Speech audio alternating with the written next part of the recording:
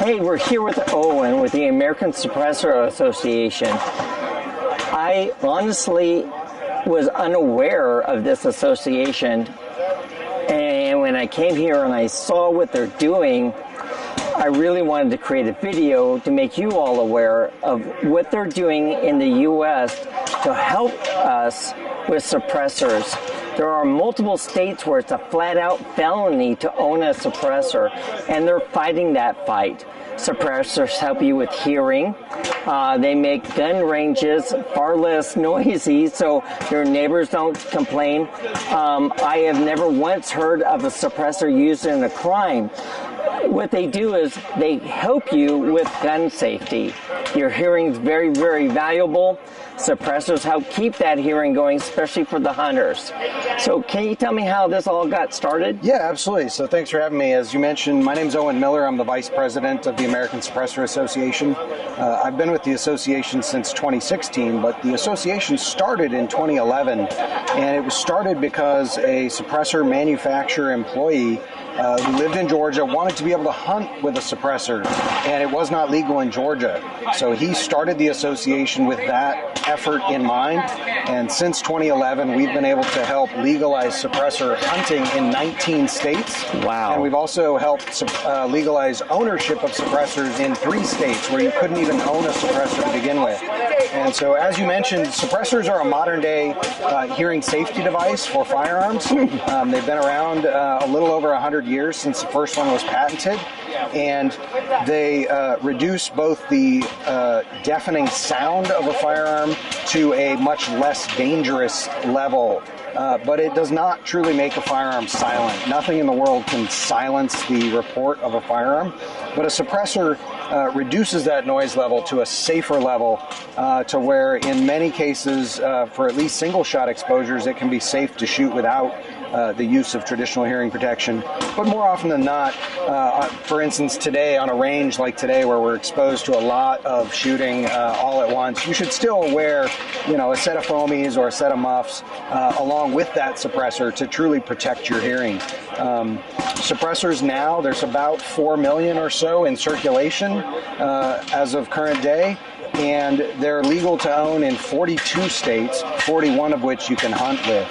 And our goal as an association is to legalize suppressors for ownership and hunting in all 50 states. And so we are working through both legislation, lobbying at the federal and state level, as well as litigation through filing federal lawsuits in those states where they do not allow you to own a suppressor. Gotcha. So what are some of the trials and tribulations that you guys are going with those holdout states? Most of the states that remain, the 8 states that remain, they are your predominantly anti-gun states. And so our goal is to go into those states and try and educate people about the realities of suppressors, what they do and also what they can't do, like truly silence a gunshot. Try and kind of overcome those Hollywood myths of, the majority of the non-shooting public and even some of the gun owners in this country, their only exposure to suppressors are what they've seen in the movies, what they've seen in Hollywood. But remember, Hollywood has flying cars, they have dinosaurs. Yeah. They are truly in the world of make-believe, and so their depiction of suppressors is not accurate. And so we try and take people out and let them experience the use of a suppressor for the first time and help them understand what they can actually do and what they cannot do. Exactly. Do you feel confident eventually you're going to win that fight or at least get further ground? And what do you think is going to be your last maybe 3 holdout states? Well, I am confident that eventually we will get suppressors legalized in all 50 states. Part of our litigation strategy, we filed our first federal lawsuit in Illinois last year, and the goal is to use the new Bruin standard to overturn the state's ban on suppressor ownership, because if you remember in Bruin, they want to look at the historical legal landscape and say, what historically have these been regulated or banned under law. And there has never been a federal ban on suppressor ownership. They have been regulated by the federal government since 1934, but they've never been illegal. And so our goal is then to apply that reasoning to the states, and we plan to file several other lawsuits in several states with the hope of getting it up to the Supreme Court and having the Supreme Court rule that suppressors are bearable arms that are protected by the Second Amendment, and therefore no federal or state government can ever ban them again. And we feel that that's our best path to 50-state legality of suppressors. Okay, and then are you guys also trying to remove suppressors from that tax stamp aspect, or is that another fight for another day? Correct, yeah. We were the original authors of the Hearing Protection Act, which was introduced in Congress in 2015. That bill moved and advanced in 2017 under President Trump, but we couldn't get it across the line, unfortunately, due to some high-profile shootings and some other unfortunate events that really kind of squashed that bill. The bill is still a live bill in Congress, but as you know, Congress can barely pass the must-pass bills right now. We don't have 60 votes in the Senate. We don't have a favorable resident in the White House at the moment. And even after this election cycle, should President Trump win and be elected, it's unlikely that we'll maintain both chambers in Congress. If we do, they'll be by the slimmest of majorities. So the congressional makeup, the appetite to take up a bill like that is probably not there for some time. And so, to consumers out there that might be waiting to purchase because they think that, a bill like that might move forward, I would say don't wait. I mean, for all those people back in 2017 that were waiting, that bill, only about 6% of bills introduced in Congress ever become law. So it's a long road, and that should not be something that's driving consumer behavior to stop them from buying. Transfer times right now are historically fast, thanks to a lot of the work that we've done with members of Congress. And so you can get suppressors for most people approved in under a week.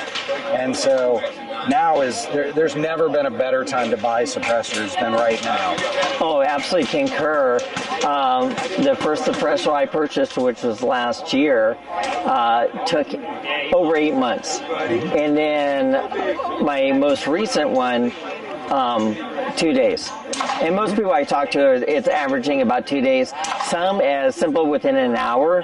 But, I mean, you can't state that as a fact because it varies. It varies from, when you purchase and so forth. But I haven't heard of any taking months and months. The ones that are taking a long time is if you include a trust. Yeah, and actually the trust times are even coming way, way down. If you look at Silencer Shop, they keep a tracker on their website of median transfer times for all of their submissions. And I think as of yesterday, individual transfers were about 4 days, trusts were about 10 days. And so they're a lot faster than they used to be, especially those people that are using like a standardized trust, like a Capital Armory or a Silencer Shop, because the ATF is used to seeing those. They see them over and over, and so they know exactly where to look for the information. Right. The folks, there still are about 20 to 25% of the time that somebody gets delayed in the NICS system, whether it be that they have a common name or maybe they just have some blip on their background check that isn't making them a prohibited person, but it's something that they have to investigate further. And so those 20 or 25% of people, they can still take several months, but even those are much, much faster than they were just a year ago, where everyone took almost a year or 9 months to get a suppressor. Oh, it was molasses on a cold winter's day. It was horrible. So how can somebody contribute to you or become a member? Yeah, absolutely. So we are a membership organization. We represent everyone in the food chain of suppressors, from your largest manufacturers to distributors to dealers to also members of the public.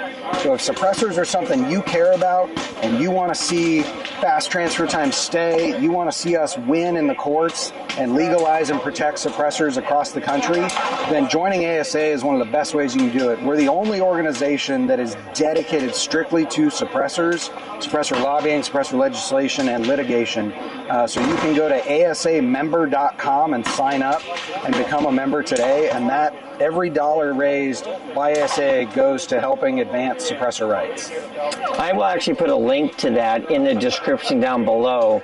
I'm signing up as a member because it is very, very important.